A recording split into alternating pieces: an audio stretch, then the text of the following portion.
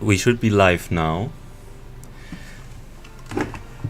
And I welcome you back to our second stream, or I welcome you back to our campaign, our Roman campaign, where we attempt to do a world conquest, but companions only, and more specific rules that you can find in the description. This is the second stream of this campaign. You can find the first one on my channel as well.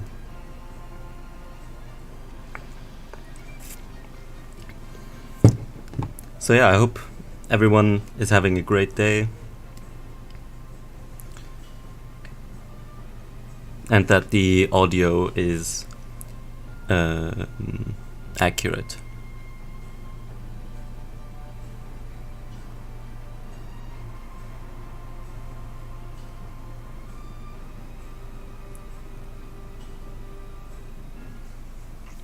One thing that we'll have to struggle with throughout the entire game, something that I couldn't fix, unfortunately, is the sometimes really long loading times. So I increased the time intervals for autosaves to prevent constant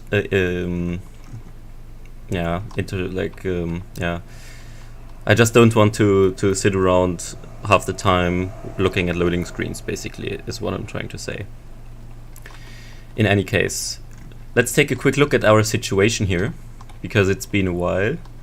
So we are part of the, well, it would be called the Southern Empire in the base game, but in this case it's the Southern Imperium, exactly.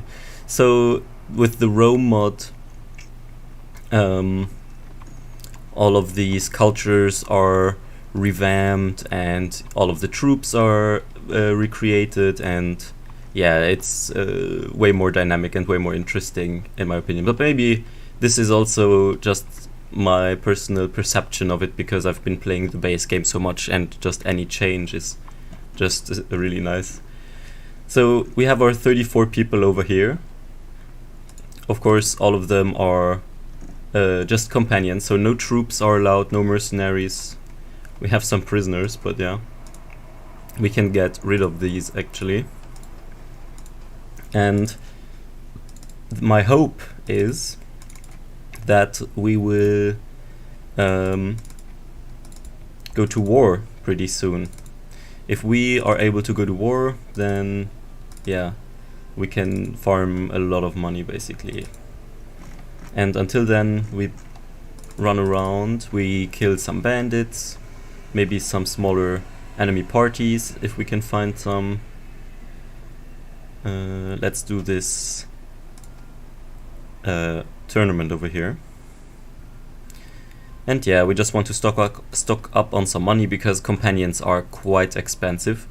Recruiting them is costs between like 2,000 and 5,000 gold with this mod, and just getting all of the equipment for the companions can be really expensive if you want to equip them really well. And that's what I want to do. I want to have like possibly a small army, but consisting of elite troops. That would be nice. So let's get into this tournament. I wonder what the price is. If it's a good weapon, obviously we'll equip it. It's probably gonna be a banner or a horse, something like that. If it's a banner, that's great. This is actually one of the first playthroughs where I am using all of the banners, since usually in vanilla you would only be able to have 8 companions when you maxed out your clan level. But with the mods that I've installed, and for the purpose of this campaign, we increased the companion limit to 500, so that we can have like a pretty solid companion-only army. But we can't exceed 500, so usually you could have in the base game pretty large armies, like up to into the thousands. The largest army that I've gathered would have probably been it's called Bannerlords for a reason, I agree. The largest army that I've ever gathered would have been like 3,500 men, and that would have been like all of the armies in all of the empire, while the empire was like half the world. But yeah, the reason it's called Bannerlords is actually in the main quest. You have a really interesting storyline connected to the dragon banner of the fallen empire, and that's really, yeah, it's pretty interesting. I haven't finished the campaign yet because I enjoyed sandbox mode a little bit more, if where you're not forced into any fights or situations or wars. So that's quite a nice helmet. We're obviously gonna bet all of the money that we can and try to take out these guys over here. We have to protect our troops, ideally, is a good way that I've found to fight in these tournaments, is to try and stay with your group, try and keep them alive. Because what you don't want to happen is that you are the only one of your team alive against like another team which has like 4 members still alive. You want a little bit, some other targets at least for the enemy to focus on, like this, so you can easily come up from behind and outnumber them locally. Yeah, I really hope we're getting into some sieges today, because I looked up some nice strategies. Oof, yeah, that wasn't nice. Infantry against cavalry is pretty, disadvantaged for us. But I was looking into some different tactics regarding sieges, both defense and attack. But yeah, we'll have to see if we get the opportunity to try some of these out, because unfortunately I think it's going to be a little bit difficult for us to actually command large siege armies, because we'll always be like these 30 men just joining a larger army. So, but maybe at some point we can get like take control over like some infantrymen. Yeah, this weapon is just way too overpowered. This is the weapon that we're fighting with is like a tournament weapon, so it's not the weapon that we have in equipped usually when we are fighting. But still, just the Roman gladius, which is able to pierce or thrust rather, is just really powerful, because if you go for the head, then you deal insane damage. Of course, he's wearing a helmet. He's one of our soldiers, actually.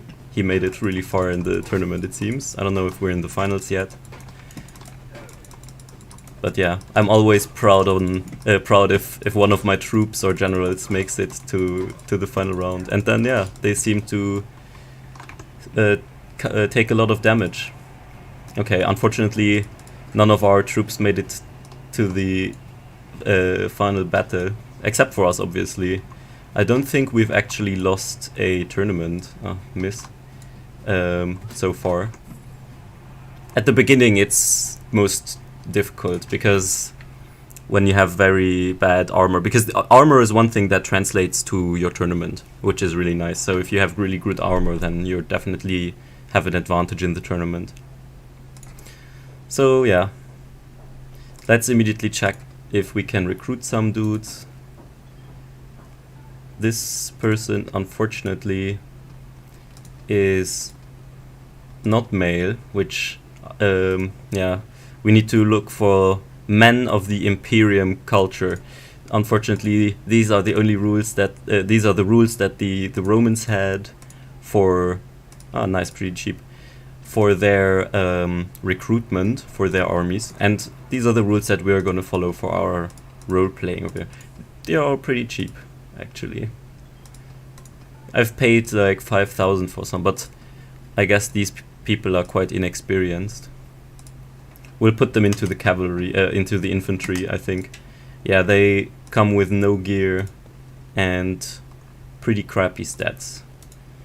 I mean, okay stats, like at least some useful stats for our army, because we need fighters is what we need, and not, we don't need any stewards or stuff like that. So let's see if we can get this dude some stuff. Yeah, we can use this nice mod to quickly equip the best armor and then check some shields. Ideally we would give these people some Roman shields. I feel like that's the least that we should do, is keep it a little bit uniform in the sense that they all have Roman shields or the same kind of shield.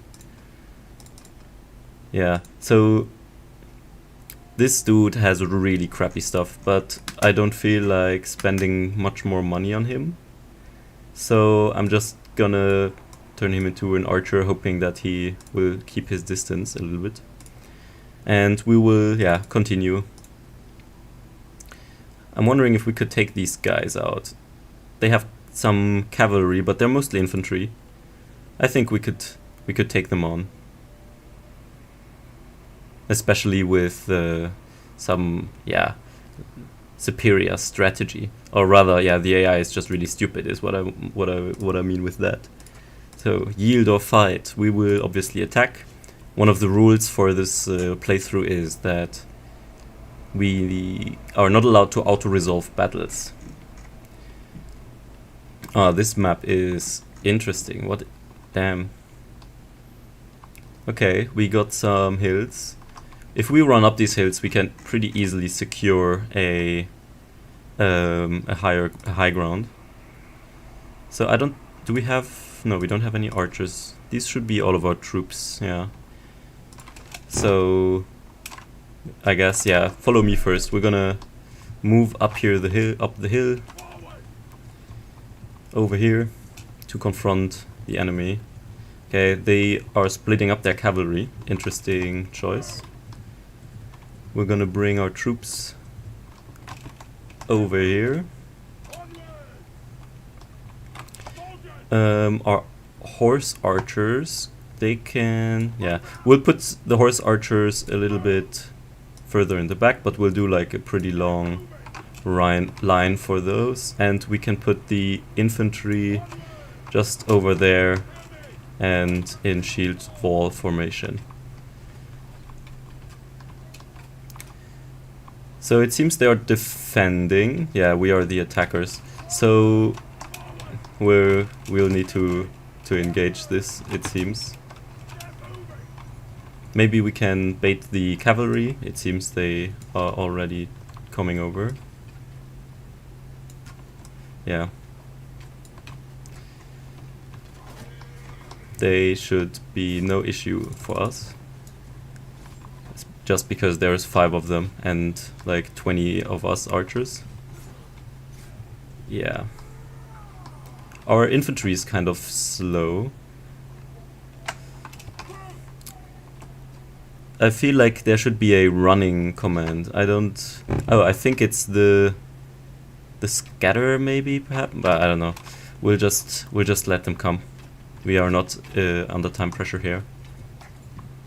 Is there one? Yeah, it's only this one left. So, yeah, not looking great for them. But yeah, we can do this a little bit faster, I think. Let's bring in the horse archers. They should deal with them pretty quickly. Okay, we're taking some javelins. So let's just charge with the horses. Oop. That should, and let's not die here. That should kind of spread them out, break their lines.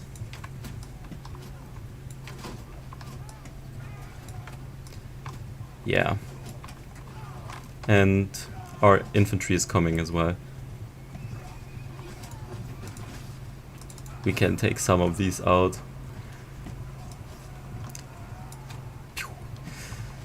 I love to do these, I guess, like drive-by shots. Bam. But yeah, it's difficult to miss. It's only easy if there's like a large amount of them piled into one. Okay, they're already retreating, but yeah, it's not gonna be worth it. I think we got them all, yeah.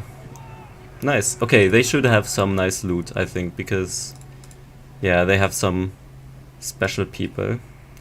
Yeah, so we'll only take the most prestigious of prisoners, because they'll bring the most loot. And yeah, the most money. Okay, yeah, it's alright. They had some alright stuff. Very nice. I wonder if the mod of the Roman mod influences the frequency of war, because I feel like in the base game we would have been involved in 3 wars at the same time already by now. But here it kind of seems pretty stable. I mean, the Northern Empire and the Western Empire are pretty much constantly at war, but yeah, the Southern Imperium just kind of seems to be chillin', to the point where I wonder if we should like change the Imperium that we're fighting for. But I don't know, the Southern Empire has like the colors of the Roman Empire, so it feels like the most closely related. Oh my god. Nearly 70 perks. That is terrible. Let's go through them as quickly as possible. Range damage and better riding. Postuminus, he increased his bow skill. We're gonna give him damage and accuracy. This person, just hit points is always nice. Total experience, absolutely. Bonus experience. Yeah, the ones that aren't personal doesn't matter too much here, though it's personal, so 5% extra damage will take that. 50% damage when you hit someone in the head. 50% increased damage. That's nice. More damage while mounted. I think that's what they're doing. Chance of dismounting enemies. That's nice. More damage. Yeah, this is like a big drawback of playing companions only. The fact that all of these have to basically be distributed.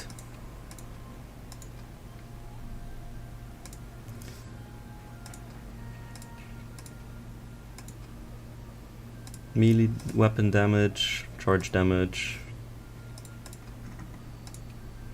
and our infantry units. Larger shield protection, less charge damage taken.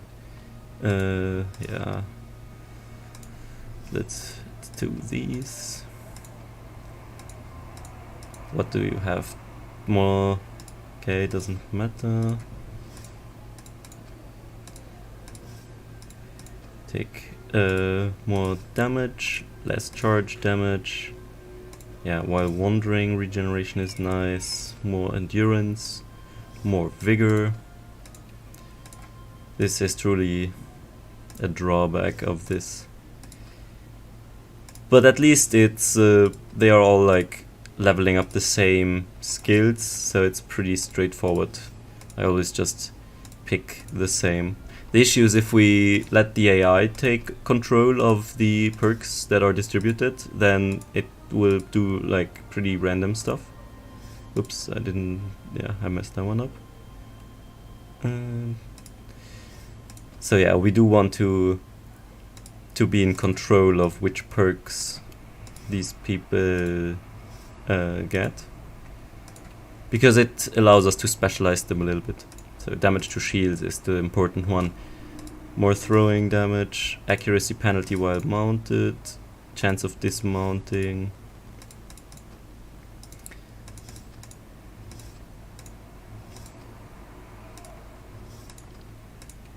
We're soon done. Experience to troops. Charge damage taken. There we go. The last 3 people over here.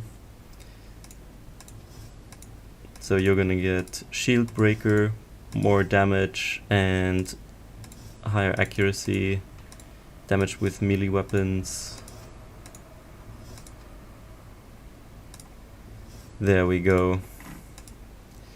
Last 2 people, and then we can finally move on from from this. Kind of makes me not want to recruit more people, to be honest. But also, I kind of want a large army consisting only of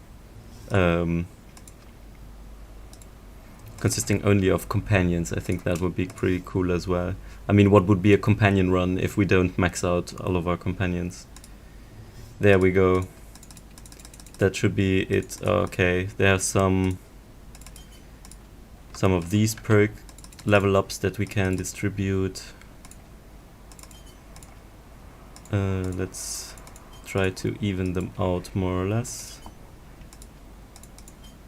We want them only focusing on the melee, on the fighting skills and and riding, basically, because all of them will be riders, fighters. None of them will do anything exceptional, such as leading a caravan or doing any other quests for us or being a governor. Hopefully that will all be, that those things will be covered by our family. Finally. And we'd immediately get another pop-up. The chat is just like filled with companions leveling up. Oop. But yeah, what are we gonna do?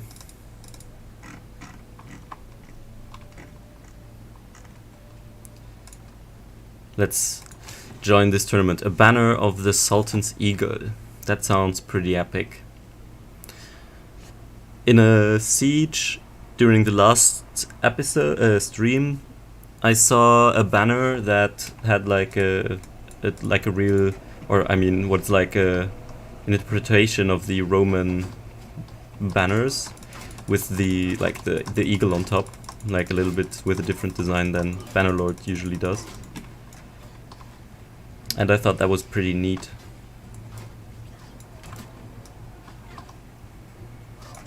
Oop. Shot at our own guy. Ah no, that's not our guy. We're team yellow this time around.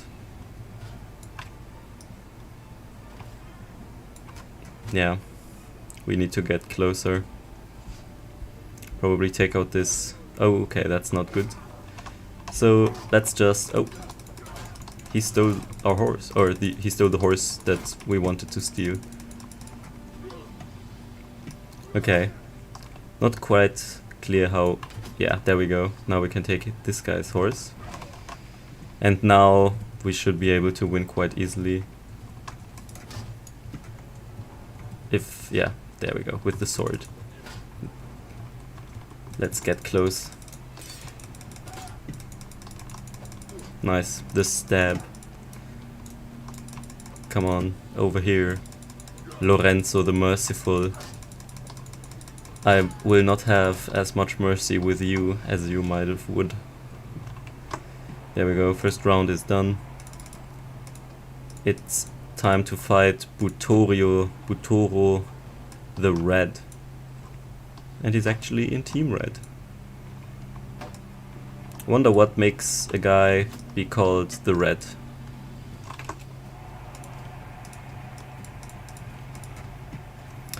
I mean, back in Roman days, you would have like all the names of people would be like, usually like, obviously they would have had a first name and then a family name, and then they would have what they would have called a cognomen, which is like a additional name that people would be given for like, yeah, deeds or specific unique features. And one of these cognomen that was common was Rufus, which means the red, and it was given to children that were born with red hair. And it was just like, yeah, he has red hair, so he's gonna be like, I don't know, Julius the Red, basically, in that case. So we took that tournament, it was pretty easy. Here we go with the saving screen. And I'm gonna take a sip of my coffee over here.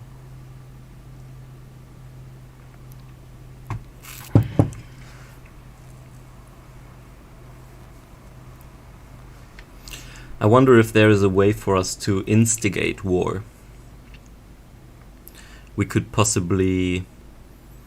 Maybe there's a way for us to suggest going to war. Or maybe we could see what happens if we just raid an enemy village.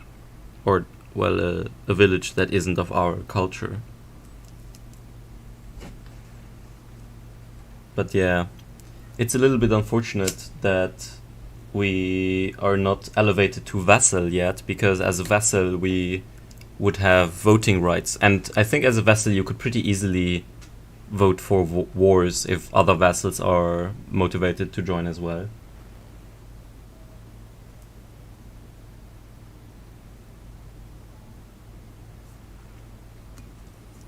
And yeah, you can see what I mean with the saving screen.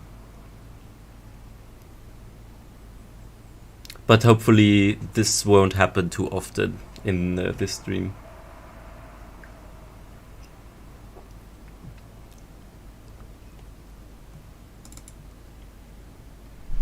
And I hope it ends soon.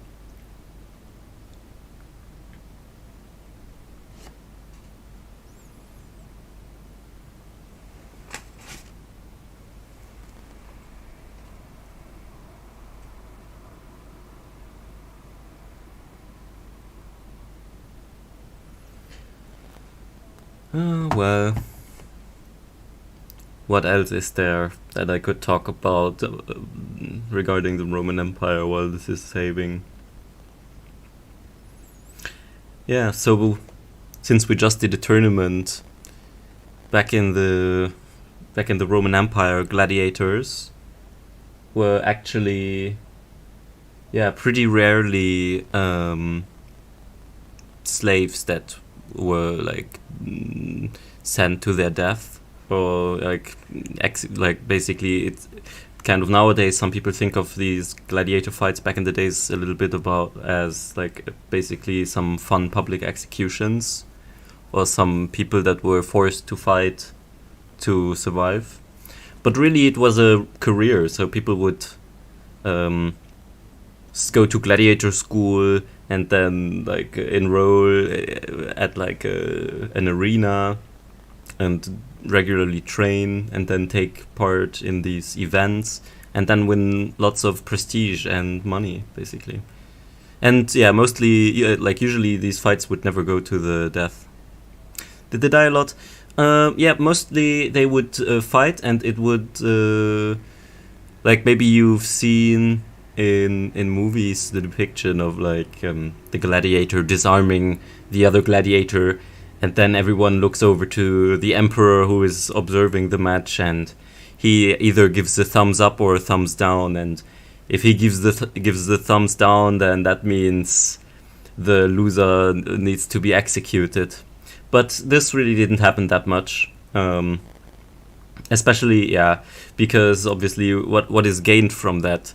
Not very much, especially for like entertainment purposes or like career or financial incentive. Not much is gained from that. Of course, later times in the empire, during the empire, they would also, when they persecuted Christians, they would sometimes have Christians be part of events, and then they would have like, I don't know if this is like historically accurate, but they would have, okay, what I do know is that they would have Christians basically put in the arena with lions, and then just people see what happens while the Christians try to run and evade the lions, but eventually they get caught. And I feel like if they did that, they probably also did this same thing with some gladiators in there at the same time. I mean, they did a lot of crazy stuff. They were like the Colosseum, they were able to flood it with water to have like naval battles recreated inside. Well, this saving is taking a really long time. But yeah. So yeah, they didn't die that much, or at least not as much as is depicted nowadays. Because nowadays the gladiator fights that people focus on are the ones that are more intense. like maybe the one that is pretty well known is when the Emperor Commodus fought a gladiator in the arena after being challenged, and they fought to the death. That was pretty intense. I actually don't know much more about the story, unfortunately, but I imagine he won. Not so sure about that. Or maybe he lost but was spared. Changing rules and such mid-game is something that the Emperor would probably do if he was losing. So there's another tournament going on over here, but I don't know. I don't really feel like doing a tournament. I kind of want to see if we can... You don't have enough... Oh yeah, we don't have enough influence. But we can actually see that there's 0 war support for any wars, which I don't know why that's the case. If we look at like the Western Empire, then they are at war with the Northern Imperium. They've been at war for a while. Britannia is at war, and the Driatia, and these guys are in 2 wars. So yeah, this is really, yeah, it's odd that this peacetime is holding on so long. Should we switch sides? I don't know. No, I feel like we should stay true. I mean, what kind of Roman general would I be if I switched sides? Although it turns out to be pretty common back in the days that some... yeah, these are just cavalry. I wanted to do just cavalry.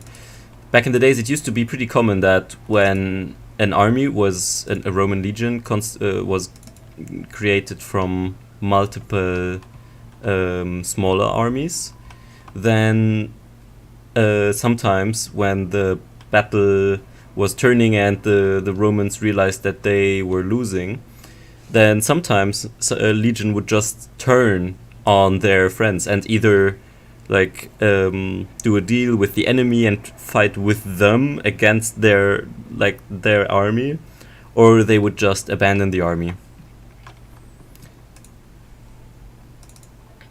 Pretty brutal, actually. I'm glad this doesn't happen in Bannerlord. An army just leaving when things turn out to go bad. You can take these guys.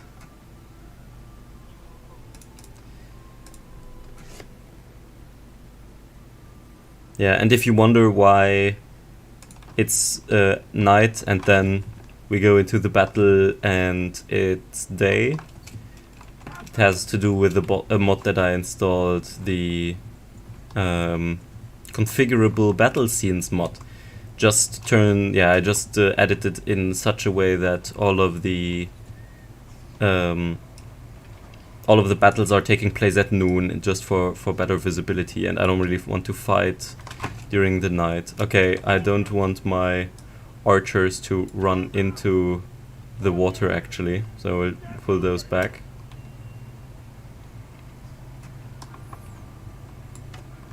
And then, yeah, they can shoot from here. They should be able to just take them all out. And to make sure that we absolutely don't lose anyone, instead of charging with the... Yeah, okay, there we've already won. Okay, we could probably take on some more difficult parties. Let's see who we can find. Yeah, we're losing quite a lot of money, actually. Yeah, it's all of these people that we have. That's pretty bad. But let's get rid of some of our prisoners. And also of some of our loot. Oh, did we get a better... Oh, we have a better sword, apparently. Yeah, this seems to be a pretty bad sword. I mean, compared to other swords that we have seen in our game. Anyways, we want to trade here, so let's get rid of some stuff. What can we sell? So we don't, yeah, I don't know, can keep these horses, but what we don't need is these armor pieces that are worth less than, yeah, actually none of these are, well, this is pretty okay. Yeah, let's keep both of these, and we get rid of all of this stuff, and of these barbarian shields. We don't use these barbarian weaponry, well, like these axes as well. We're not gonna using these. We can, yeah, let's, these weapons are not that great. Okay, 1100. There needs to be a better way to do this. Maybe if we find that woman, our Empress, Ragia, then we can talk to her and become a vassal and actually convince her to start a war. So she was last seen near Sagora, which is over here. So let's head over there. By the time that we get there, she's probably going to be somewhere else, so we're going to be tracking her a little bit. We can actually help this dude first. Ah, nice, we can just catch up with them by ourselves. Nice, so we don't have to share the loot even. Amazing. Let's attack. So we're the attacker, so we're immediately, yeah, just charge everyone. We're gonna, though, take the horses with us. Horses follow me, while our infantry can distract them a little bit. Wait, they're running away. Well, that's pathetic.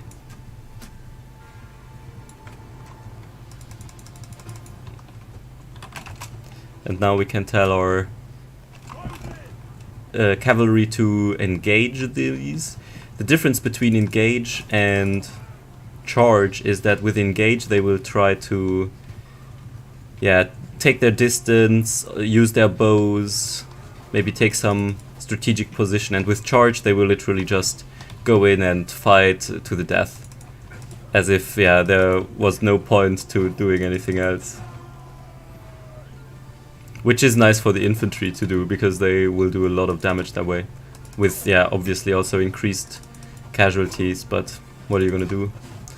Our dudes should be pretty resistant to casualties. With the, like, specific armor that we can get them. Except maybe that one guy that has no armor at all, I think. Yeah. So we're not losing anyone. Our army is just too powerful.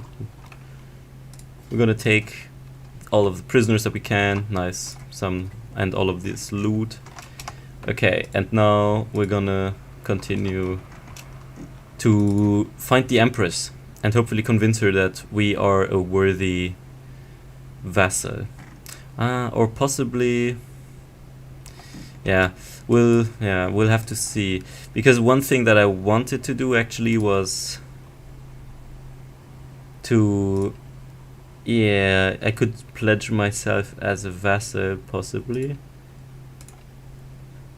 Could I marry Ira? No. At some point.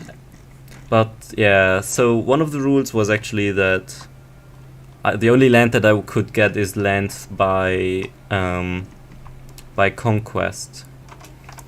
So yeah, and I also said that I would wait until she asked me if I wanted to be her vassal.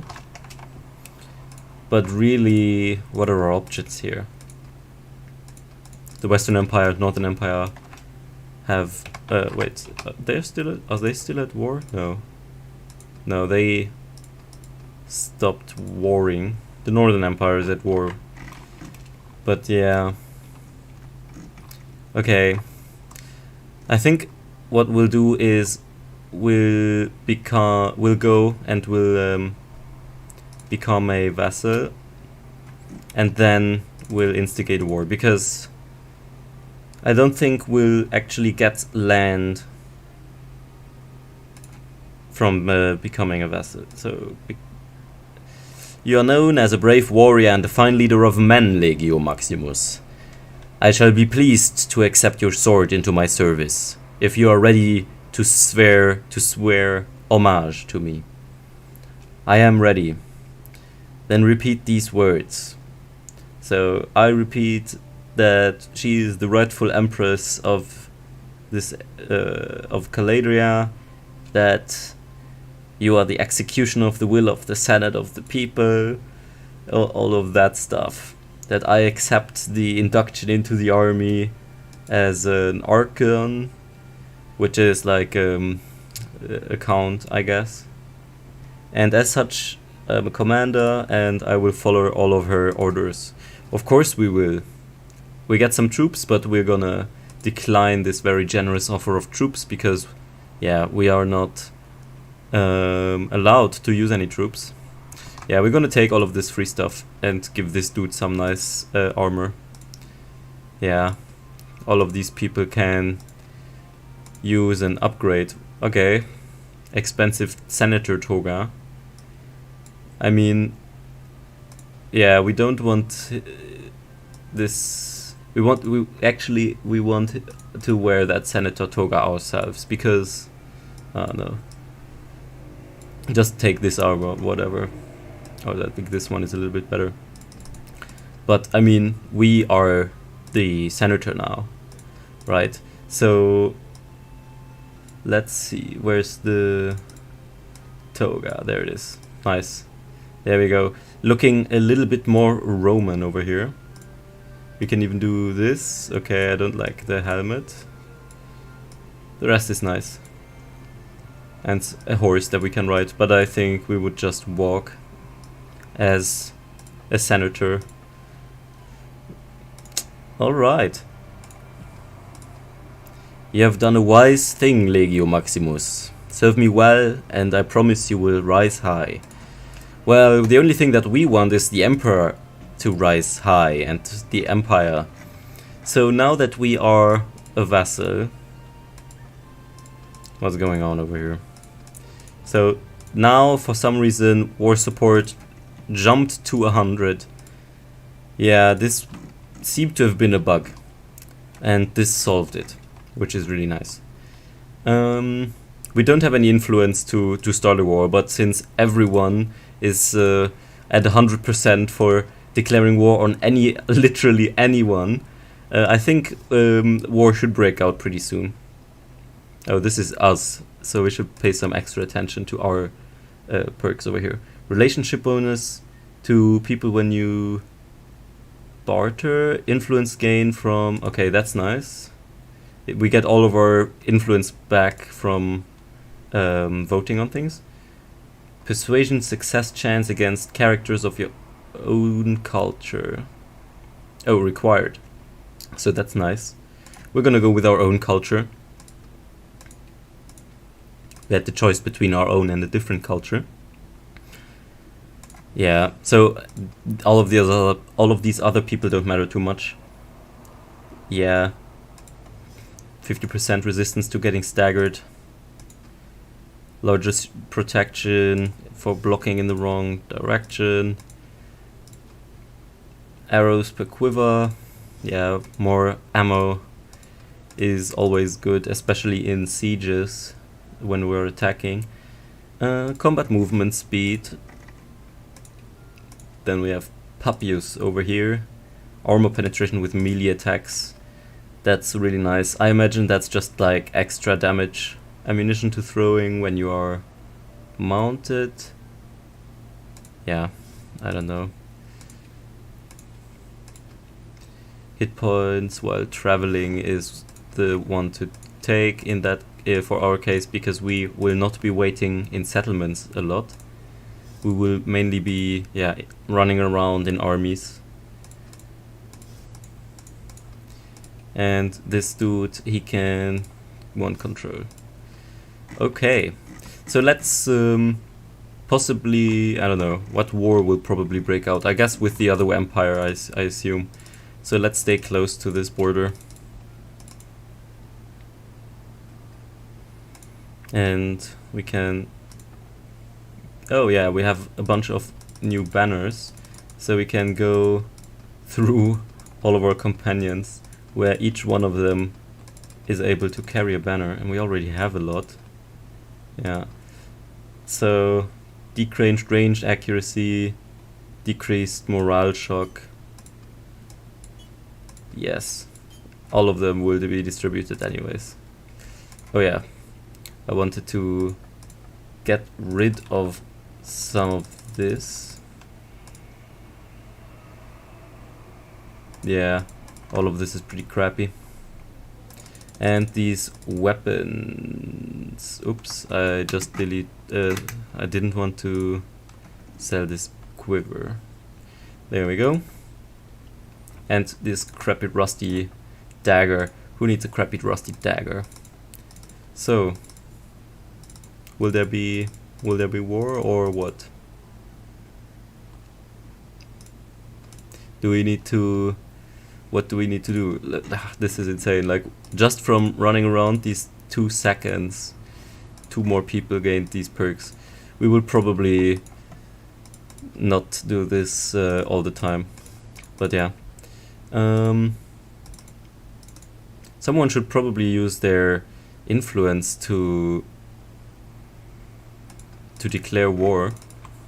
And if not, we will have to influence farm by, yeah, either donating prisoners or winning tournaments. So let's pike wall banner, another banner. Let's see if we can get that banner. And also some influence. Because if we, get, I don't know how many influence we need, probably like 75.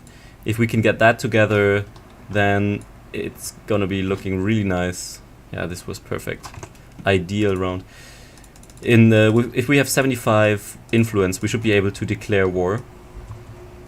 And if we... Yeah, and if that happens, then we'll make a lot of money. That's the plan. Because with the keep what you kill mod on, all we need to do is look if we can find some nice noblemen and kill them, and then we'll get their loot. Nice. So these people are not blocking. Very nice. They're definitely losing right now. So we started off with 2 people per team, and it's still... Our team still has 2 surviving ones. This 2 people over here just dropped from their horses already. So yeah. Damn, we missed that one.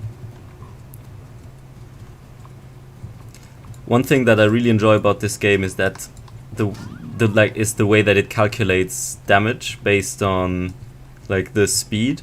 So if you're riding a horse and you're like you're thrusting your spear at exactly the right moment, then you will deal an insane amount of damage. Like relative movement speed was 20 miles per meters per second, miles per hour, meters per second. There we go. That was only 3 meters per second, so that wasn't timed as well. This was 8 meters per second. So yeah, also makes quite the difference in damage. So we're gonna take this dude out. He has quite the nice armor. He's probably the Yupan the Golden, but he already went down. Yeah, gold doesn't make for great armor. It dents pretty easily, pretty heavy. It seems like a nice thing for an emperor to have, but if you have gold armor, then you know you're never gonna fight, or you're never gonna survive your first fight. Okay, we get renown from this. I don't actually think we get influence from this. We get a little bit influence now passively because we're on the Senate. But yeah. If we can just take some prisoners, then we can sell these prisoners to the nobility, and when the nobility gets prisoners from us, then they will really like us and will gain influence for some reason. Like, this is how the game calculates, that's a way to gain influence, is by basically giving your prisoners away to other nobles. But yeah, let's see if we can find any of these. And I'm really astonished that no one is asking for a war. I mean, they're pretty much... Oh, we need 200. Okay, that would probably take a while. But all of... Like, there's so many of them that are above 200. All of them want war. But yeah, let's go over here. Oh, who do we have here? That's a lot of horse archers. Probably more horse archers than we want to bite off. Oh, vote for declaring war. Very nice. Vote for castle charters. What? Oh, declare war. Let's do that one first. Yeah. Yeah, we abstain because we don't want to spend our influence. That's just pointless. It's gonna default to this solution, to this choice anyways. And then, yeah, they want to look at castle charters. Castle cost... Oh, castle upgrade costs are reduced by 20%. Okay, I mean, that doesn't seem to do any harm. Unfortunately, I think we just ran... Okay, no, we're not close to country. Okay, so we're going to war with them down here. So we probably should focus on this front, just because there's no second front at the moment. There will just be fights down here. So we'll get our troops down here. Hopefully someone creates an army soon, and we can take out these looters over here. Nice. This will be an easy kill. Are they approaching us? Yeah. Nice. So we can put our infantry over here in a shield line formation and move our archers behind them. There they come. We can draw some off to the side here so that they lose coherency. And yeah, they're already running away, so everyone charge now. Everyone, kill them all! No barbarians shall be left. Especially not the looter type that just ravages villages for a living. Oh. Spear to the back. What a way to die. Yeah, 27 people. And 27 people... There were 27 people in there and 27 of them are wounded. Somehow we didn't kill anyone. Probably our insane marksmanship. Always hitting between the arteries.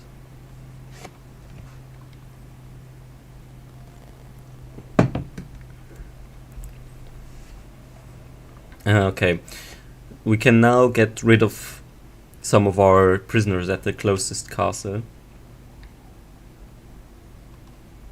And then hopefully someone will start an army, because why would they just declare war if they don't gather an army to go siege something? And of course, according to the rules that you can find in the description, if you haven't checked that out yet, the rules that we're following, one of those rules is that we need to join an army when there is an army around, basically, and we need to stay in that army. I actually don't know if I added that rule to the description yet, but yeah, that's quite a big part. So we'll be inside of that army for the whole time, and we can't leave that army even if it seems like, or if it's pretty obvious that we're heading for a bad situation, we just need to get through it. Worst case, we get like taken prisoner and we lose, I think, our inventory but not our equipment or something like this. It happened in the first stream last time. So yeah, we'll have to see about that.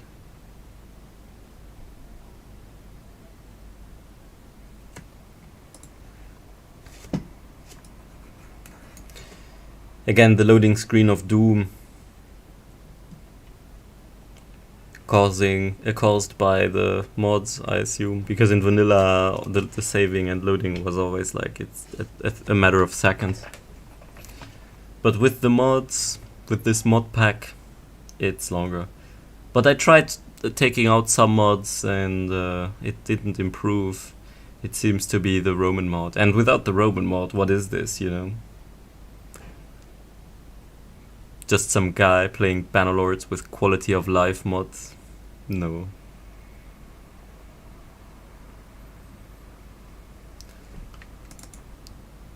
I think it's worth the trade, but come on, no. We're getting tired of this.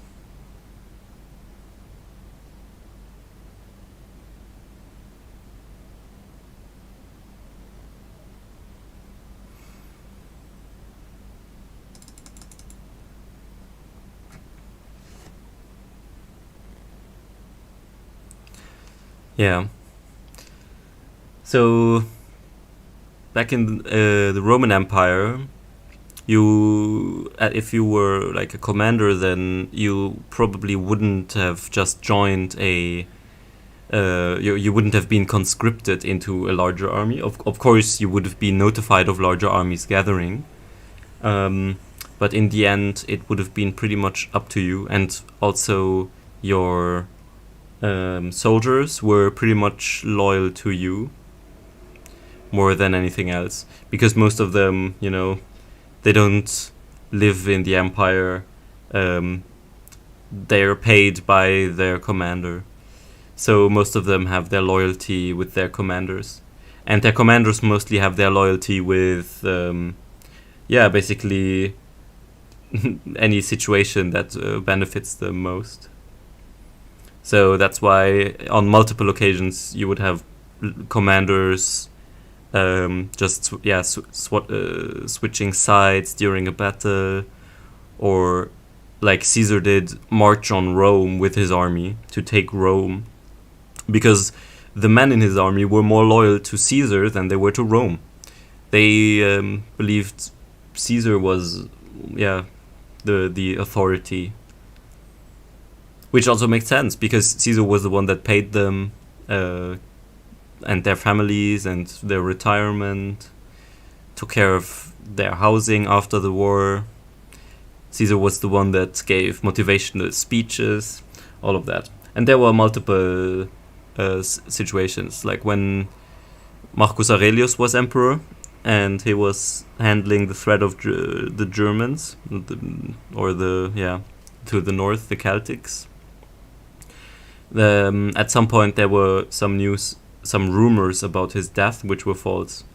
But as a response, one of the close political allies of Marcus Aurelius, Cassius Dio, he marched on Rome with his army to immediately consolidate his power. Which, it was more of a desperate choice at that point, because he knew that, well, if he didn't do it, then either someone else would do it who was less publicly, like, who was less well seen in the public image, as he was quite known politician and high-ranking politician. And if no one took the spot, then Rome would pretty quickly fall into decay, pretty much. So he basically chose to do this, to march on Rome and consolidate himself as the emperor, to prevent the the city and the larger empire from suffering during a period of transition of power.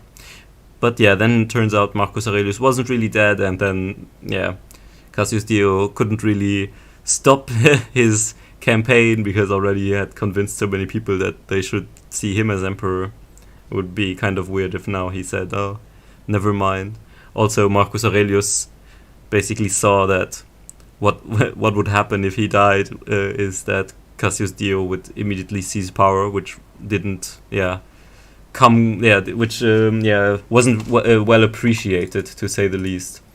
So Marcus Aurelius had him killed, basically, and that's the end of it.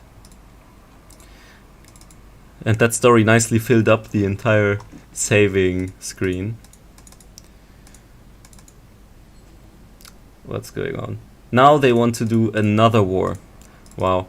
First, they don't want to do any wars, and next up, why not 5 wars at the same time?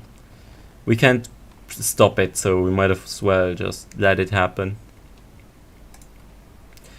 What we're also way less we're way weaker than these people over here.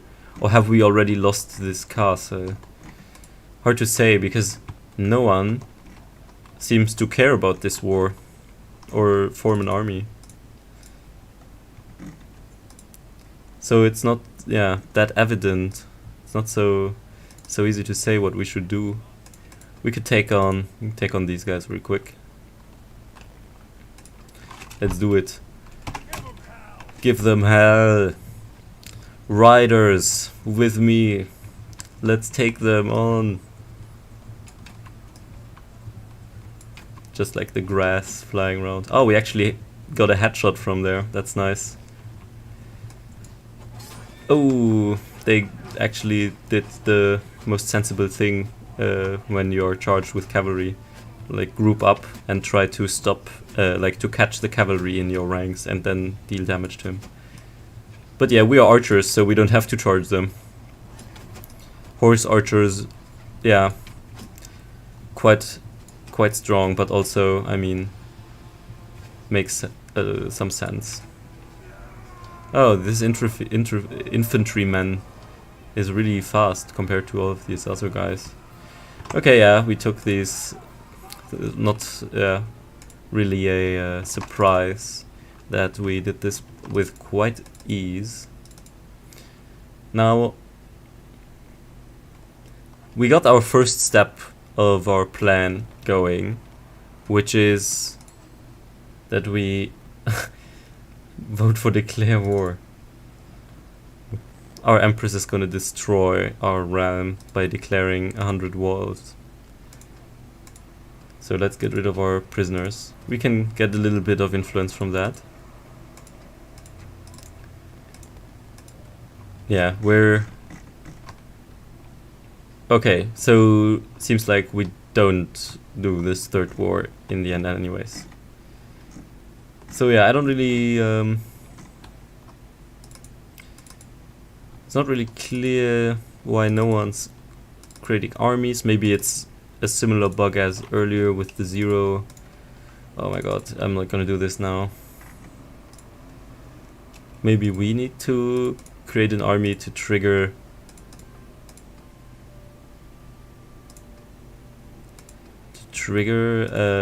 the AI on generating one. I guess we could try. Let's do it. Let's do like this very small army and see if the AI does something about it. Not really. There's like a pretty big army over here as well.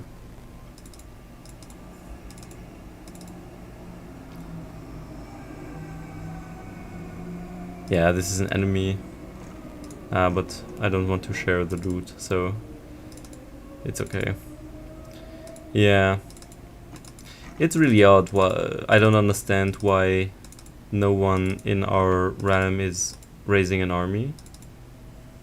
Doesn't really make sense. There's some 50 people over here. That could actually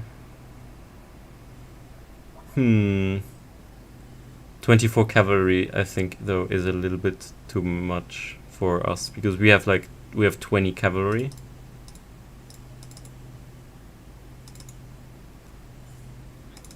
But yeah.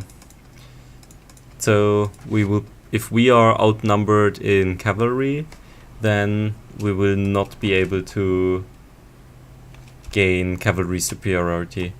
I mean, these the horse archers are really good because we're mainly fighting infantry units.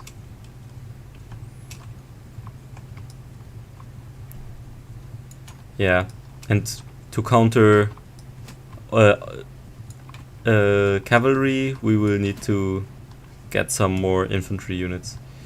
Because, yeah, you know, you may have heard this the saying or the idiom, "Here comes the cavalry," for like situations where now something serious is happening, or now some like the chance is over for failure or something like this. And it actually comes from the fact that in medieval ages, cavalry was obviously the reigning kind of troop on the field. There was like cavalry superiority, you could say, from pretty much since horses were started to be used like in the later Roman Empire. And then, oops, wait, do we want to fight this guy? 18 horse archers, so maybe if we can avoid it, we'll try to get away. It seems like we have pretty much we're faster. But yeah, what did I say?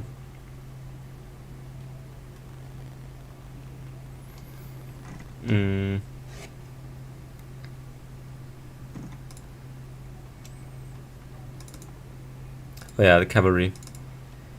Then at some point, like in the 15th, 16th century, something like that, the Swiss mercenaries did something which wasn't really new, but kind of, wasn't really used very much at the time, which is basically the Greek phalanx, or the Macedonian phalanx, but kind of a little bit more sophisticated. So what this strategy that the Swiss mercenaries developed was called the Swiss pike square, and it was just a way for infantry to carry 6-meter long pikes, which are just long enough to be longer than the pikes of the cavalry that would charge the infantry, and also basically then the cavalry would basically be impaled when they tried to charge these pikemen, and these pikemen would then get into a square formation, so that from no side any horse could penetrate the formation, and also that if any horse would get inside, that they would not be able to get out and would pretty quickly be killed. And actually that strategy pretty much destroyed cavalry towards the end of the medieval era. And then in Renaissance times, obviously when like cannons were invented and stuff like that, things changed pretty drastically. Oh, we actually got caught by them. So we'll fight to our last drop of blood, of course. Since we are the defenders, we have the advantage this time. We won't have to charge or kill them all. We can just take a strategically beneficial position, hopefully, and then wait for them to charge us.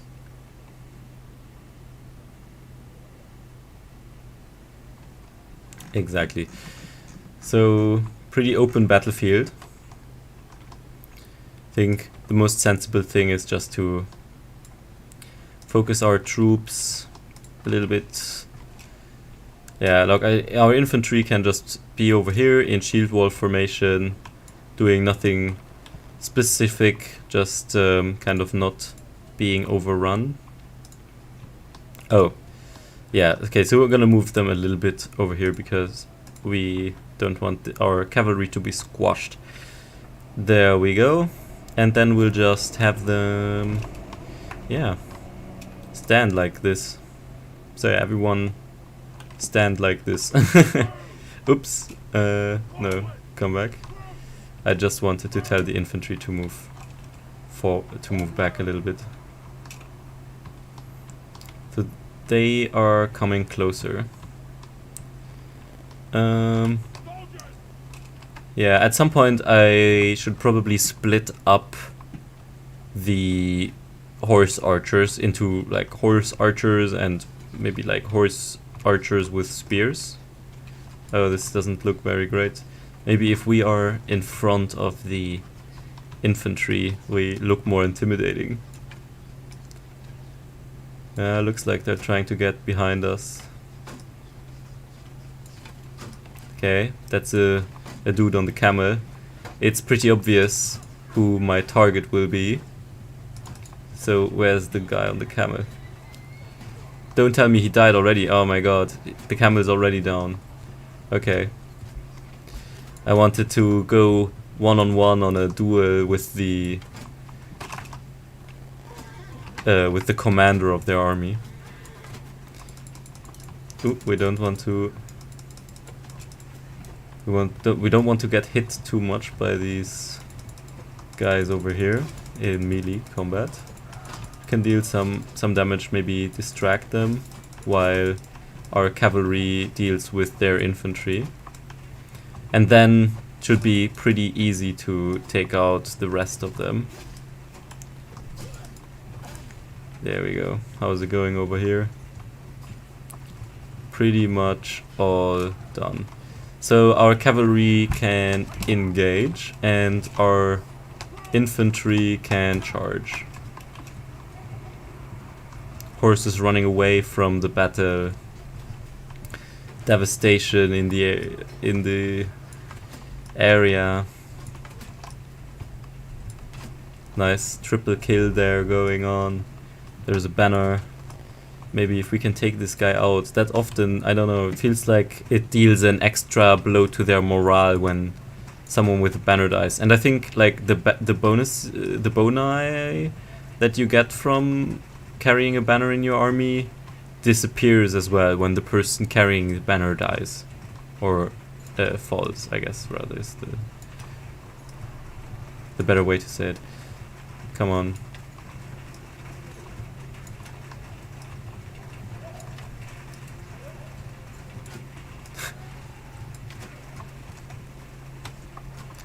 We should get them though, so we can tell our archers to, our horses to charge as well, just to speed this up. There's only like 2 remaining. Where are they? So there's one over there. Can we get that dude? Okay, he's down. That's it. Nice, we did it. We didn't lose anyone, and everyone got a level up. Oh man, I think I'm just gonna skip the leveling up process of our people. I'm just gonna do that in between streams, I think. Because yeah, it's not worth it. So no one has created an army. So let's get rid of this army ourselves, because it's pointless to have an army of 80 men. We need an army of a few hundred men that we can join. Nice. Nice, nice, nice. We've waited like what, 5 in-game years. Vote for declaring another war. Okay. We're gonna go into another war. You know, there's only 2 wars that we've started. You know, why shouldn't we start a third war? You know, third war is the charm. You know, that's like the saying, right? If you do 3 wars at the same time, then you're 3 times as likely to win all of them. That's how it works. Oh, that's how the AI understands it. Please don't go chasing that. Okay. So this army should grow, hopefully. Yeah, okay. Only 200 men. Yeah. I have a feeling that we're gonna get killed. We're gonna go to castle to besiege. This is the castle where earlier we saw this 1,000 men army. If that army comes around the corner, we're toast. We're as toast as all of the bread that I eat, because there's no good bread in this where I live, so I have to get toast bread and toast it. But the darkest toast bread that there is, with the most grains that I can see.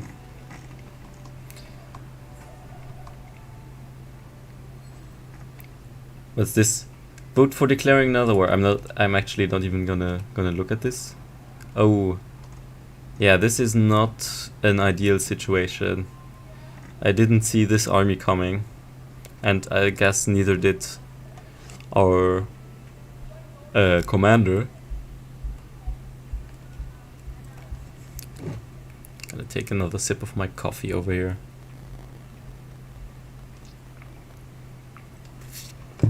But yeah, we do not abandon the army. Because, yeah, we are a loyal commander, of course. Yeah. So we'll hope that this goes nice. We can actually take charge of the archers. I think that could make a big difference. So archers, let's move you over here, because if they are standing slightly on the hillside, then they can shoot above each other, so the second line should also be able to shoot. Yeah, these guys are charging. What is our infantry doing? They're rerouting, so we're taking our archers with them. We don't want our archers to be hit by their charging infantry. That would be bad. We want to construct a shield wall. Or we hope that our commander constructs a shield wall. Okay, he's running to the corner of the map. We can't even move behind his infantry line. Skirmish in front of Allies center infantry. What?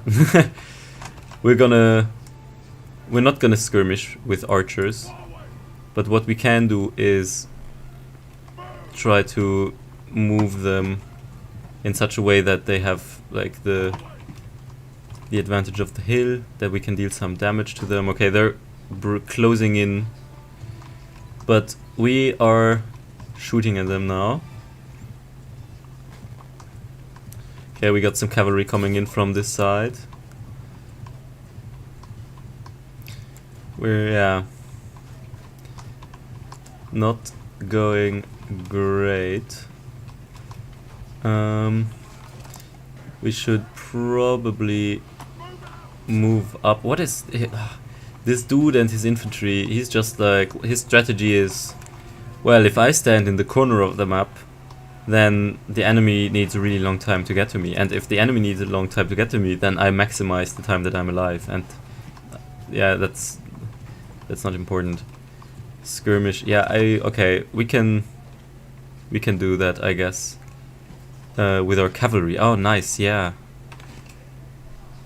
Let's our cavalry can actually, yeah.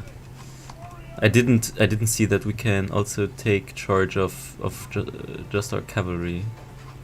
We want them, yeah, actually we want them to charge behind their infantry.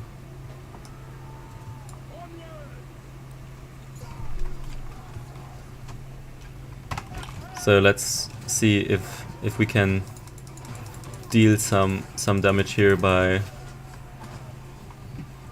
trying to come in here from the side. Okay.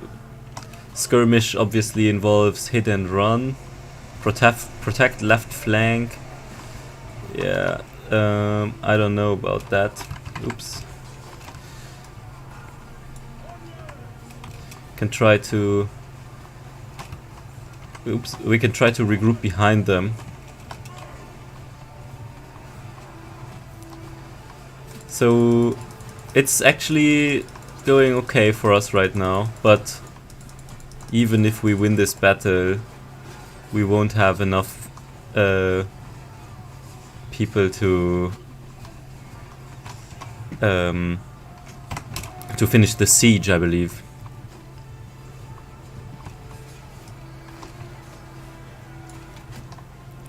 Nice, we got that rider.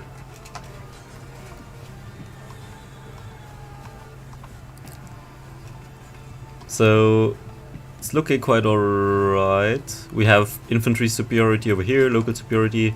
If we can keep these two troops separated, it should be quite easy. Oh, that's their archer line, pretty stupidly positioned over here. Yeah, let's bring them over here then. Our cavalry, because if the other battle finishes first and our infantry comes over here, then they will suffer major losses if our cavalry isn't engaging the archers.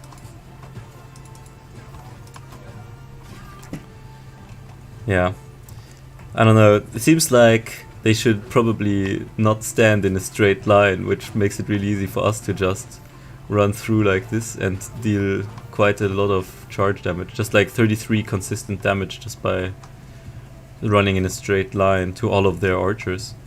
Oh, they're actually retreating. So yeah, we'll have everyone charge if they weren't already. Nice. We did really well. So we lost 3 people. Oh, I mean 3 dead, 100 wounded so far. But they lost close to nearly 300. So we're like killing 3 people for every one that we lose, which is quite nice. I think it was all about positioning the archers in a good way and getting that hill, and obviously the fact that we are defending gave us the advantage. Yeah.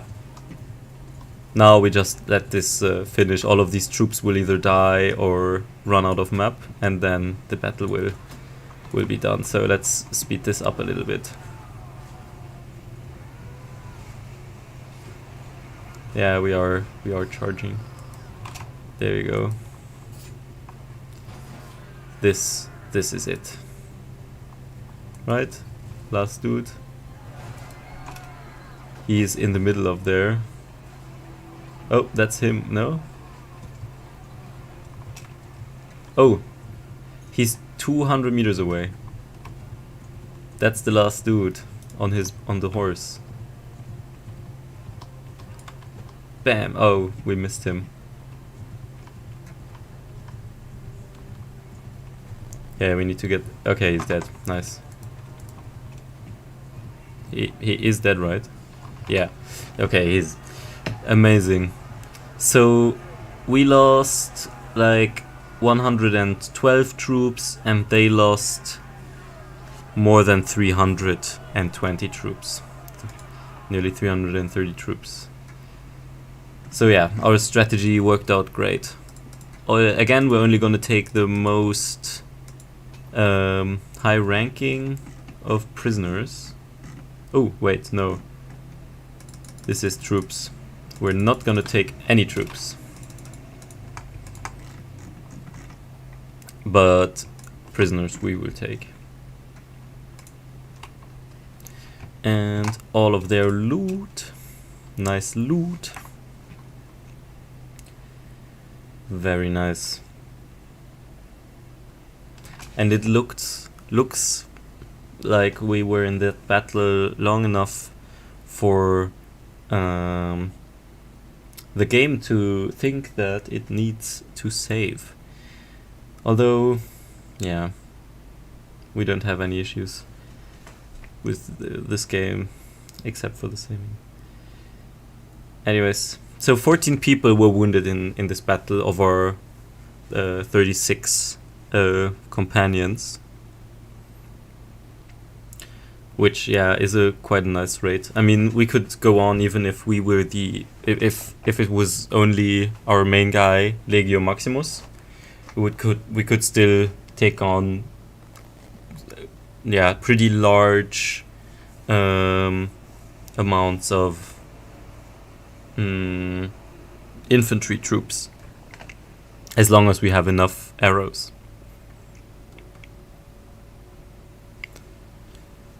But yeah.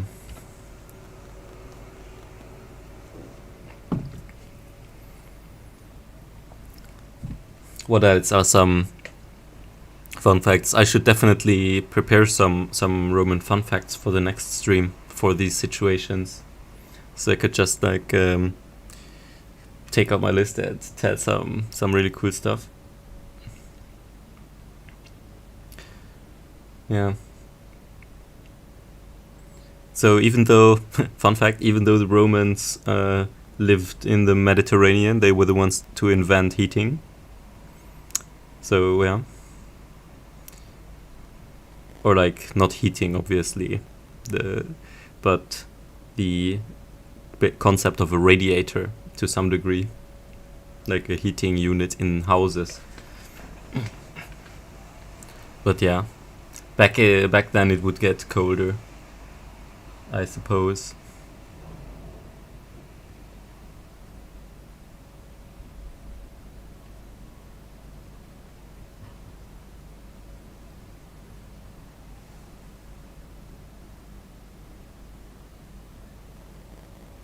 Yeah.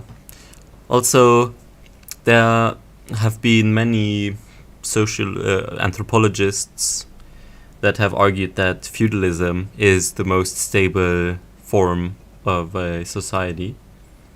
And then there's also some people arguing that we should revert to some type of like authoritarian dictator-like state where one person or a few people take most of the decisions instead of a democracy, because it's more stable over long times. Like democracies tend to disintegrate pretty quickly when the situation isn't really good. But when the economy is stable, then democracies run pretty smooth. But yeah, feudalist or dictatorship societies run pretty well even if the economy isn't running that well. So in that sense, it is more stable. But obviously, it has some serious drawbacks.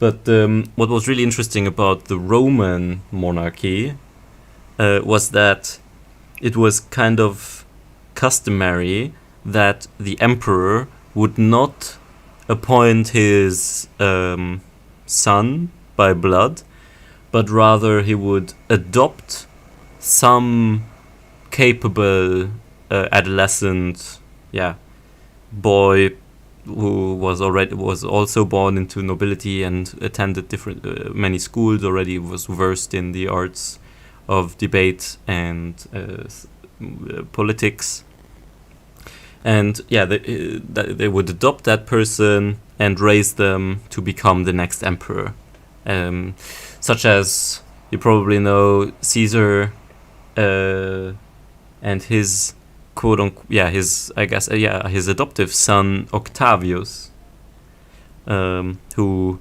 was supposed to succeed him. Did he? Yeah, I think so. There was this thing with the triumvirate. I don't remember how that ended exactly. I have to look that up again. It's quite important.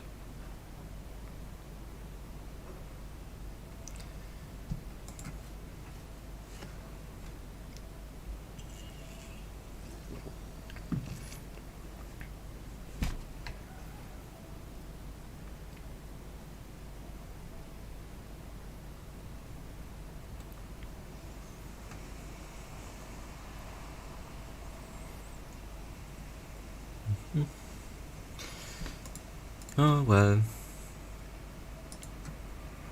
Makes me kind of want to turn this into a video series where I can cut out all of this so you don't have to see it, because I kind of... This is like the thing that annoys me most about this, is that you're sitting here live and you have to watch this black screen. I'm sorry about that. I really am.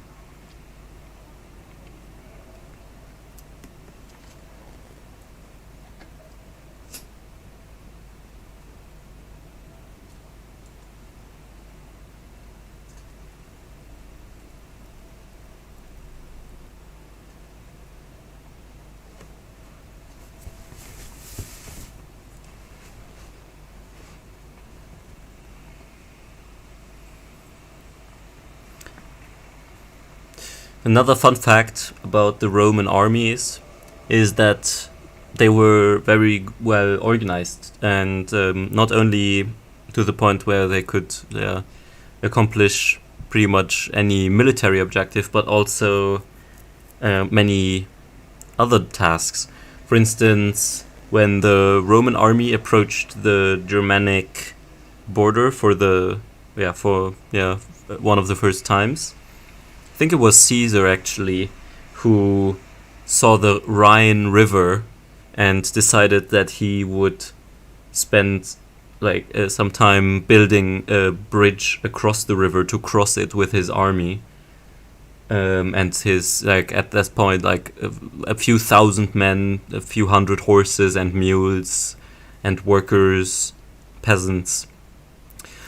Every army had wasn't just constituted of soldiers. Of course, they would have merchants coming with them, just like normal families that would kind of profit a little bit from the new areas that they were visiting, or that just went with to transport the supplies for the army on mules, or to help set up camps, or to repair weapons or armor, stuff like that. So that's why building camps and such was always like a big thing. And building bridges was kind of a subcategory of that, because Caesar managed with his army to build a pretty solid bridge that was able to withstand changes in the current. It was a bridge that was built to last a while. It was made of 100% wood though, but it was built pretty solid, and he built it within a week, which is insane. Every day he would build 7 meters of a bridge, or something like this. I don't know the exact. Never mind the 7 meters quote. Don't quote me on that. That's a random figure that just came to my head. Probably not accurate. But he was able to do it within a week, and that basically really scared the Germans, the Germanic tribes on the other side of the Rhine River, which thought that the Rhine River was a pretty safe natural border for the tribes and the Roman Empire. But then they quickly realized that with the might of the Roman army, no natural barrier is enough. They really should have remembered that during the Second Punic War, when Hannibal came through the Alps. The Romans just thought, it's probably not gonna go through the Alps. I mean, what kind of a madman would go through the Alps? But that's a story for the next loading screen. We're gonna continue this siege. Okay, with only 80 men defending and no reinforcements coming, we should be able to take this castle, actually. Okay, finally, we did it. We are, what are we? 1.5 hours into the stream or something like that, and we're finally getting into our first siege.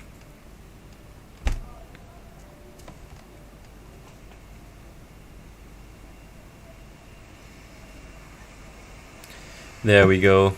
Should we take command of anything? Maybe. But he only built 1 battering ram, which isn't, that useful. We could either, we'll we can take some troops with us.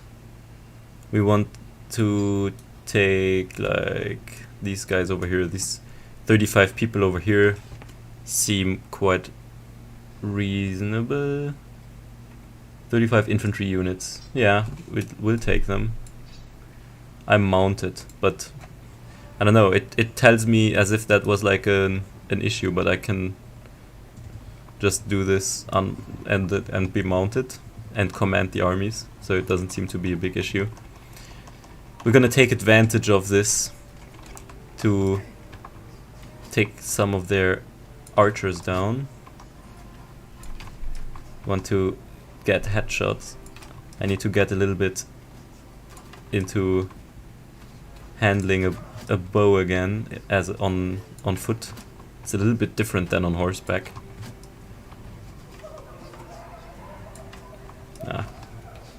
Need to be a little bit more precise.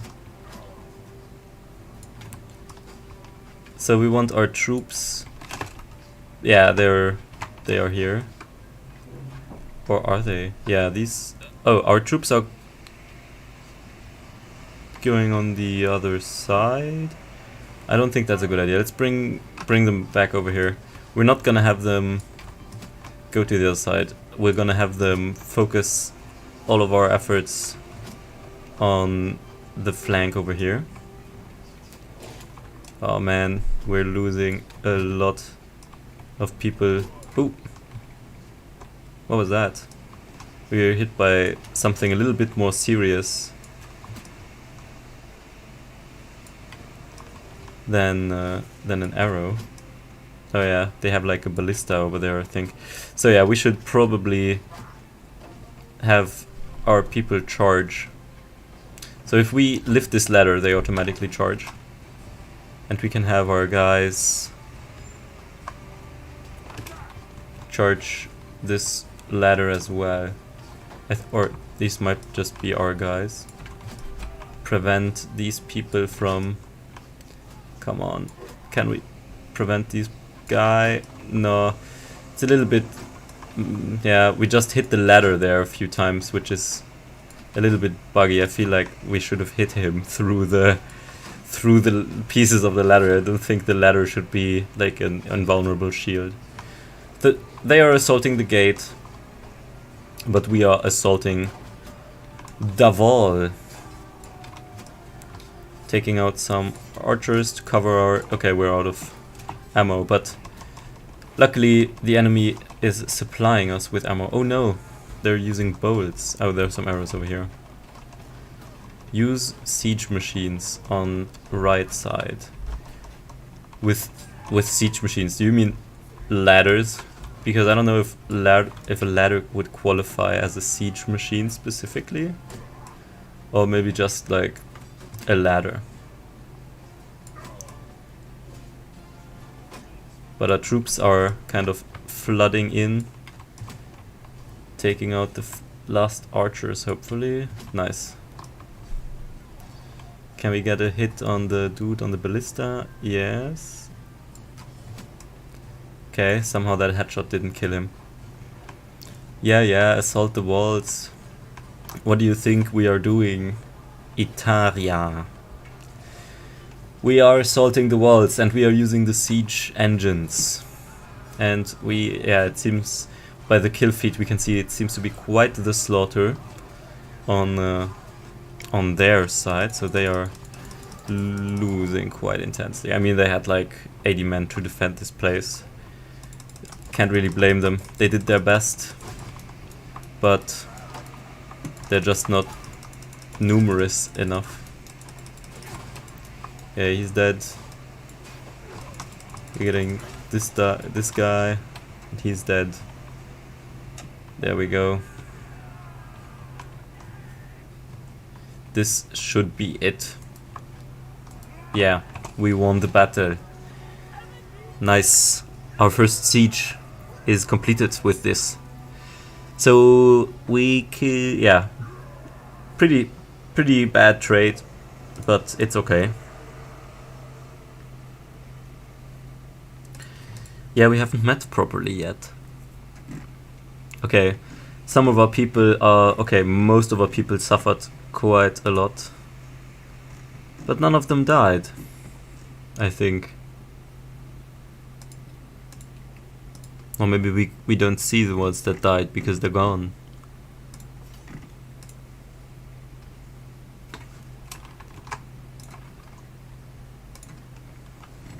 But yeah, new owner of this castle. Farron? Oh, vote for declaring war. We abstain. I don't care about declaring war. I care about who gets this castle. It's us. That's nice. It's pretty obvious because we don't have any castles, and we are So the AI will automatically distribute new areas to the family with the least amount of estates. So let's hope we are not ambushed again by a larger army. Just hope that this siege goes flawless. 90 men defending. We are going to attack once again.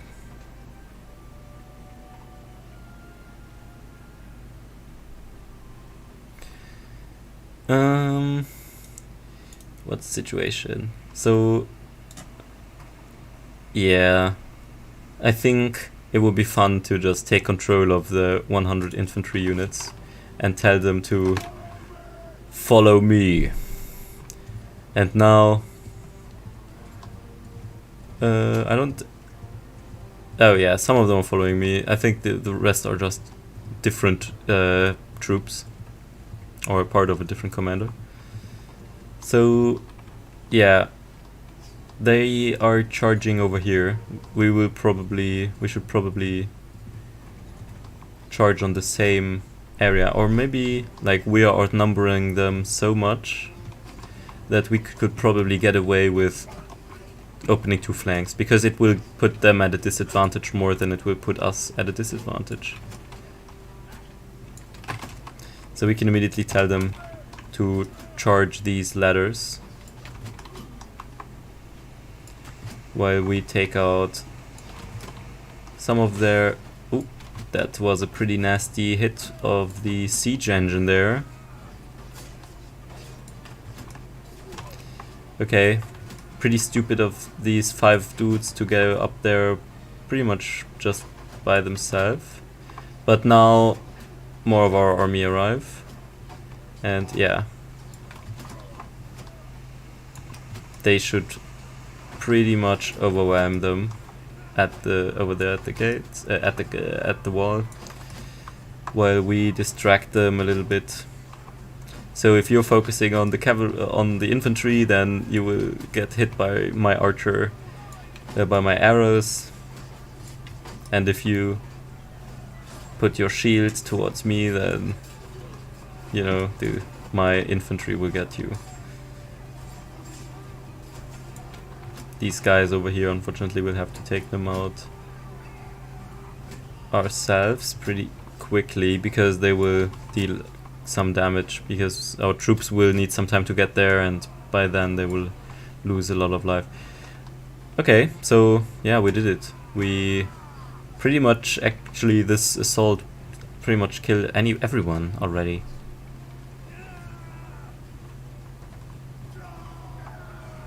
Yep, our troops are on the tower there. All right, another successful siege. This is going really well, considering that our army is really small. I mean, 200 men is not a siege army.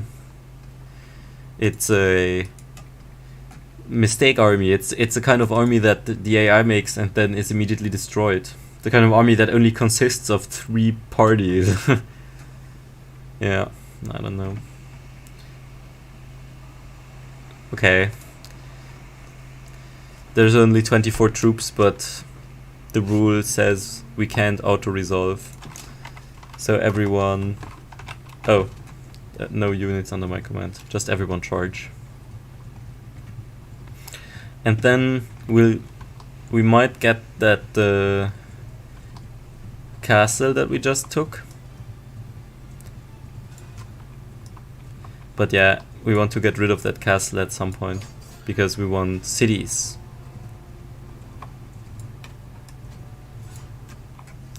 Okay, my bow and arrow skills are not the greatest on the horse. Nice, we got them. So where's the infantry? Over here. Looks like only a single row, so I should be able to charge them pretty easily. Oh no, that's 2 rows, but they're running away. Yep.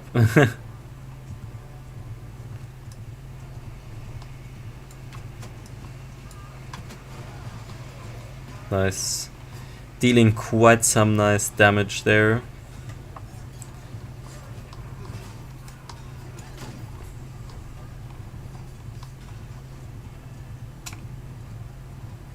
We want to circle them.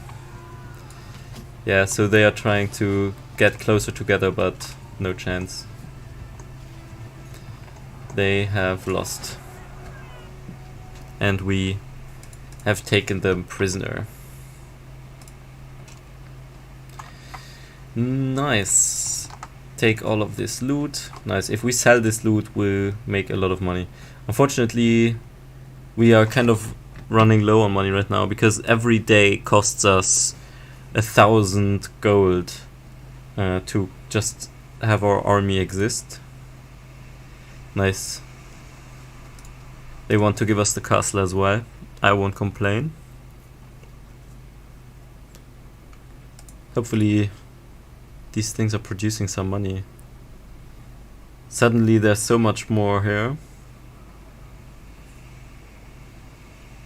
Oh, it tells me all of the villages as well. Oh, what? Okay, this might be a tricky siege. They have food for 20 days as well, so we won't starve them. This is quite even numbers. Yeah, no, we just lost, I think. Oof. Yeah, this is pretty bad, but we cannot abandon. But yeah, I guess we will discover what happens. Our plan is to form one defensive line. I feel like our defensive line should not be a single line, personally. I think, yeah, I'll take command of some cavalry units.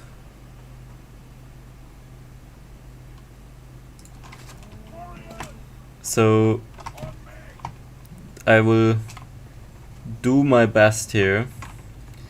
Since the enemy doesn't seem to have any cavalry, we should be able to do some quite successful okay, they have some cavalry. Hope it works. Hope it works out. Yeah, me too. But this is quite the large army. So we'll have our cavalry come over here and then possibly charge them.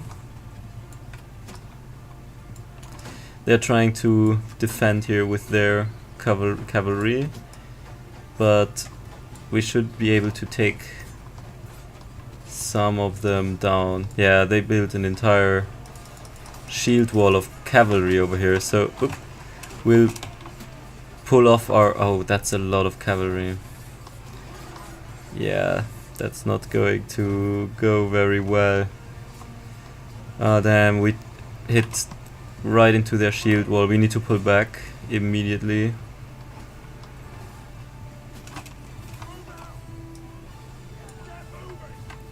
Get over here.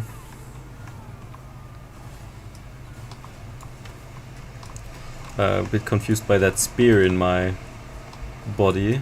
Oh, come on.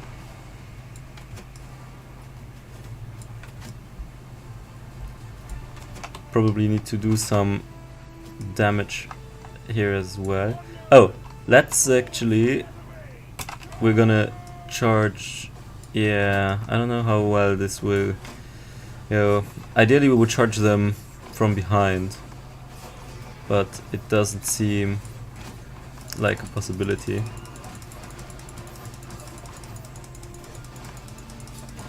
Because they will always orient towards the cavalry. They have enough troops to take that into account, the fact that we will try to outflank them. And the fact that we only have like 50 cavalry troops really doesn't help the situation.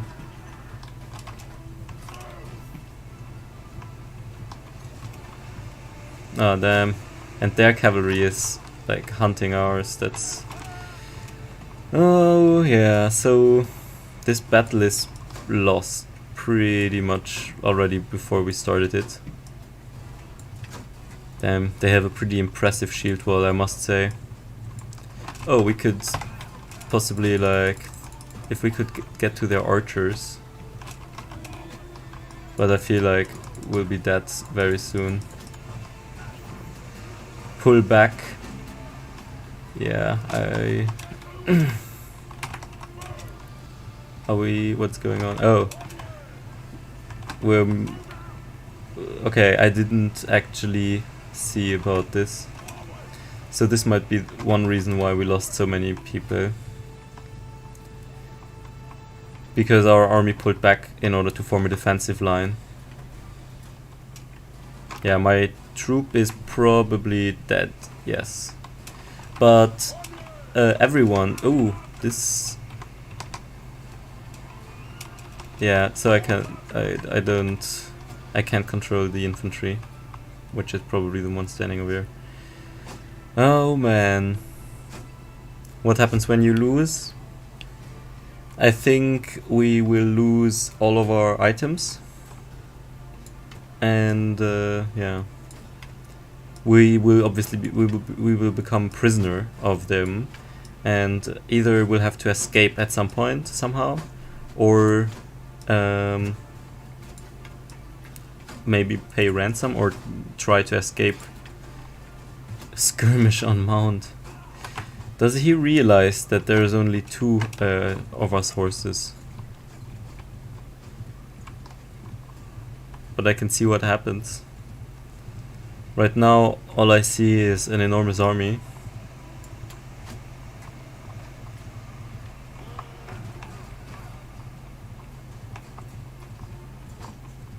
Yeah.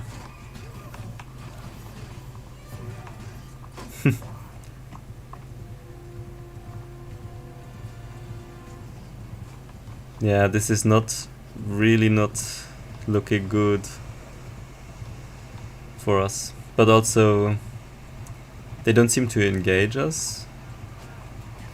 So let's just try to deal some damage to their back rows, possibly.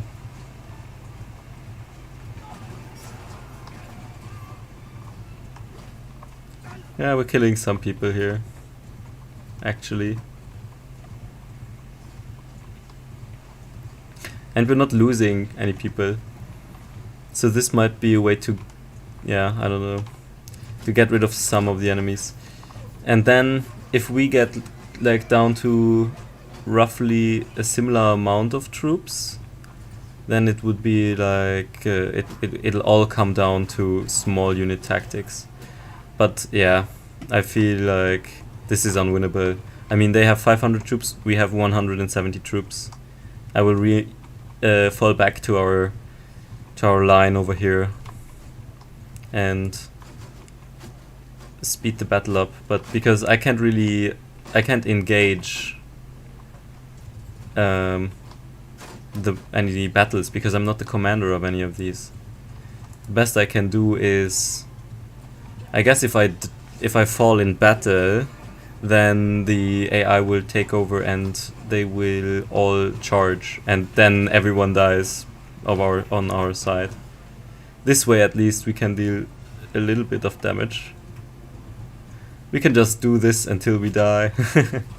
Oh yeah, now we probably die. We're probably gonna die now. Oof, very close.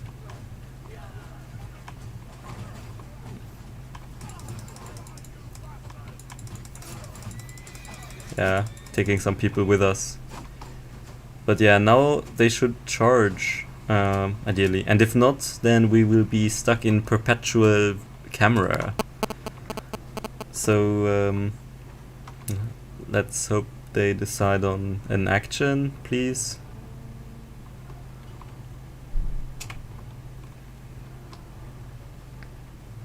Or maybe we can... Oh, there they go. Yeah. So they are moving very slowly towards our line because they don't have to do anything, and now they charge it. And if we speed the battle up, yeah, pretty bad. So our people are retreating and their army is chasing us. Or well, what the... yeah. Yeah, that's everyone. So let's find out what happens when we lose. So we've lost. Let's see what happens. We've been taken prisoner. I think we've lost all of our inventory. We might have lost... Okay, so he's saying he proposes to free you for... Yeah, so we can accept this offer so that we're free. Yeah, we lost all of our companions, it seems. No, we haven't. They're regrouping somewhere. Oh my god, they are regrouping. They are like across so many castles.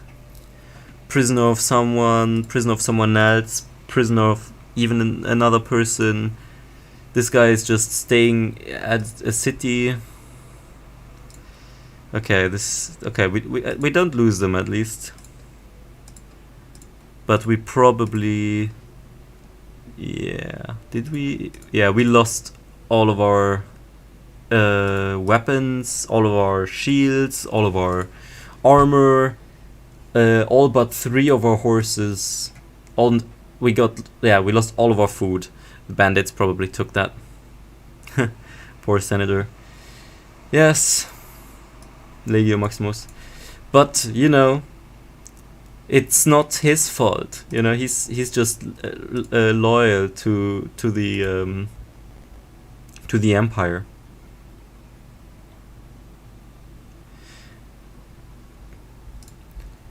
But yeah, so this is really unfortunate because we had all of our loot with us that we didn't sell, and we just lost it. Let me guess, they want to start another war? Oh no. They want to ransom. No, I'm not gonna pay for any of the ransoms. But okay. Yeah, so this is gonna take some time to reestablish. I'm gonna have to think a little bit about how we're gonna do this. Because we're really low on money right now, we don't have any items, so we need to invest right now. The only thing that we do have going is that we have these 2 forts, which is really nice. Sedastein and the other one that we just took. Yeah, so I'm excited. Oh, even though we just lost that battle. It was an epic battle, and we were a worthy fighter. We took a double-digit amount of enemies into the death with us, and that's, yeah, I mean, the best that we can do. Imagine if you were like in real life a gladiator or fighter in an army that had killed like 300 men in battle, where it's more or less like even chances whether you hit or not. Oh well, obviously it's skill, but in like in the middle of battle when all chaos is breaking loose, it's more or less 50-50, or it's more about where you are in that battle than what exactly your skill is, which influences whether you live or die. But yeah, considering this development, I would say that this is a nice spot where we could end this stream for today. It's a little bit frustrating, I have to admit, losing all of our items like that after 3 successful sieges. But yeah, we got our land, we got some forts, and we got some nice Roman sword as well for our main guy, Legio Maximus. And then we'll see how his story develops in the future. Yeah. He'll have to pay the salary of his men, but now he's actually making some money off the fact that he's owning some land, which is nice. But yeah, that money needs to be reinvested pretty quickly. But not today, I would say.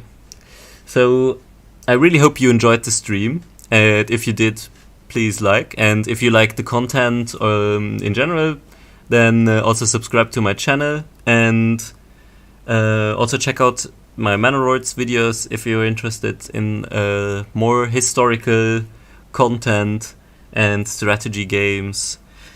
And yeah, then I hope you have a great evening, final evening, and goodbye. I wish you the best.